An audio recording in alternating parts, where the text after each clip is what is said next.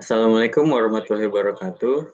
Perkenalkan, nama saya Alana Saputra. Di sini saya akan mempresentasikan tentang sengketa wan prestasi proyek konstruksi, yaitu klaim dan sengketa pada kasus keterlambatan pembayaran termin untuk mata kuliah aspek hukum dan manajemen proyek.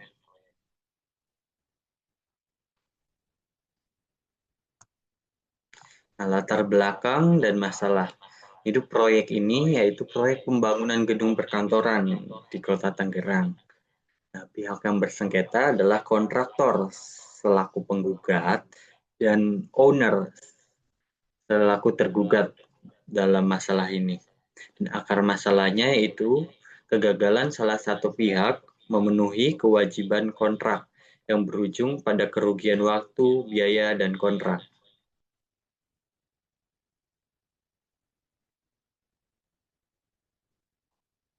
Nah, kronologi sengketa termin atau the typing point. Pertama, termin uang muka 20% itu sudah terlambat dibayarkan oleh owner. Nah, di sini owner melakukan one prestasi awal. Dan kedua, pada termin pertama, progres 20% sampai 40% terlambat dibayarkan. Nah, menyebabkan kontraktor mengalami kesulitan cash flow.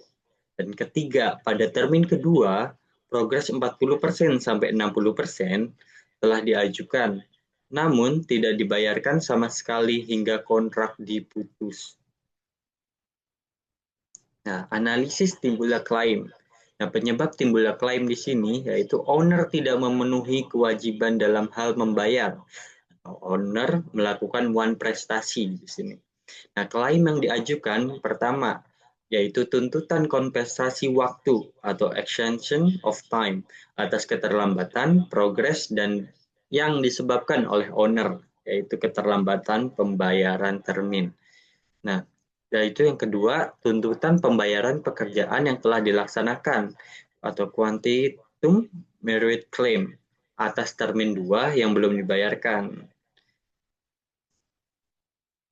Nah, di sini analisis keterlambatan atau delay dan kompensasi. Nah, tipe keterlambatan yaitu di sini excusable atau compensable delay, yaitu keterlambatan yang disebabkan oleh faktor di luar kendali kontraktor. Nah, yaitu di sini adalah kegagalan owner dalam membayar. Nah, hak kontraktor yaitu di sini menerima perpanjangan waktu dan kompensasi biaya proyek. Nah, forensic scheduling-nya digunakan untuk reconstruction kejadian dan membuktikan bahwa keterlambatan kontraktor adalah akibat keterlambatan owner, bukan dari masalah dari kontraktornya gitu. Nah, evolusi masalah menjadi sengketa dispute. Nah, sengketa terjadi ketika klaim, yaitu tuntutan hak tidak disetujui oleh owner. Owner memutus kontrak secara sepihak dan menuduh kontraktor tidak melakukan atau tidak mampu menyelesaikan proyek tepat waktu. Nah, di sini owner mencoba mengalihkan resiko. Nah, owner melakukan back charge atau membebankan biaya untuk menyelesaikan pekerjaan sisa yang terjadi sengketa besar mengenai besarnya jumlah pengeluaran. Nah, di sini owner agak licik ya. Jadi kesalahan yang dia lakukan itu ingin dituduhkan kepada kita gitu. Nah, penyelesaian sengketa di sini. Penyelesaian sengketa atau alternatif dispute resolution-nya. Nah, tahap pertama atau non litigasi yaitu negosiasi dan mediasi alih independen antara owner dan kontraktornya di sini atau kontraktornya ya. Yaitu tahap 2 melakukan litigasi atau arbitrase. Nah, karena masalah termin melibatkan kerugian finansial besar dan pemutusan kontrak, sengketa ini berlanjut ke jalur arbitrase atau legislasi atau pengadilan negeri.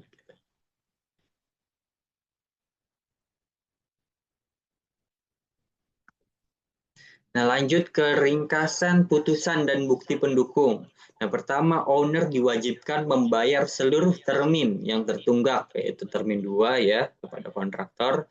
Dan kedua, kontraktor menang karena melengkapi klaim dengan bukti kuat seperti korespondens atau surat pengajuan termin dan cost records atau bukti kerugian finansial.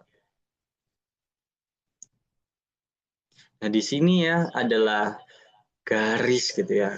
Kita sebagai kontraktor itu harus menyimpan arsip atau melakukan manajemen dan persuratan itu dengan jelas agar kejadian seperti ini kita bisa menanganinya gitu dengan adanya surat pengajuan termin dan cost records yang jelas.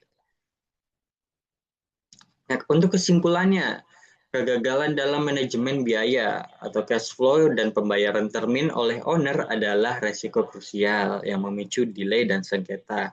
Nah, pembayaran termin harus jelas dan dokumen kontrak adalah dasar utama penyelesaian perselisihan di sini. Nah, cukup sekian yang bisa saya sampaikan presentasi hari ini ya. Kurang lebihnya mohon maaf. Assalamualaikum warahmatullahi wabarakatuh.